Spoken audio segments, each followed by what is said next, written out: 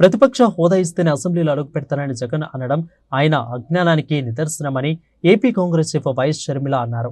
ఇక ఈ మేరకు ఎక్స్లో పోస్ట్ చేశారు. ఇంతకు మించి పిరికితనం, చేతకానితనం, అహంకారం ఎక్కడా కనిపించదని ఆగ్రహం వ్యక్తం చేశారు.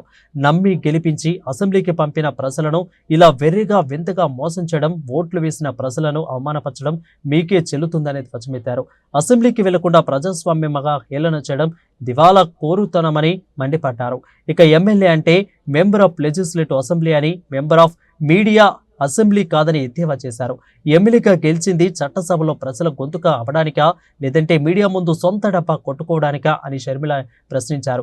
ఇక 5 ఏళ్ల పాలనలో అవినీతి, దోపిడీ తప్ప ఇంకేం లేదని, అధికార పక్షం శ్వేతపత్రాలను విడుదల చేస్తుంటే తాపీగా ప్యాలెస్లో కూర్చొని మీడియా మీట్లు పెట్టేందుకు కూడా ప్రజలు మిమ్మల్ని గెలిపించలేదని ఆగ్రహం వ్యక్తం చేశారు.